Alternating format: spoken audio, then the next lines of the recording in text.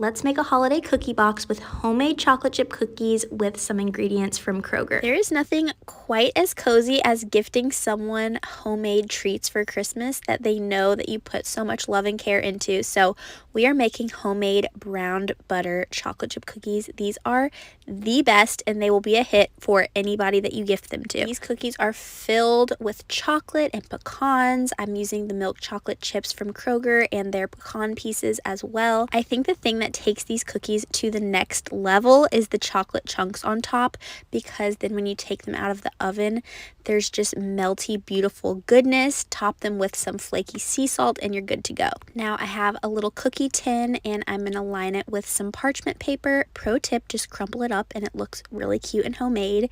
And add your cookies in there, however many you like. I'm also adding some of the Kroger Starlight mints as well, just for a little festive touch. And of course, do not forget the Christmas card. Top it with a little bow and your present is done and so cute. Kroger makes grocery shopping this holiday season so easy and convenient. I added everything to my cart on my phone and had everything delivered to my doorstep. There are over $500 of weekly savings, so you guys can make sure to download the app. The link is in my bio.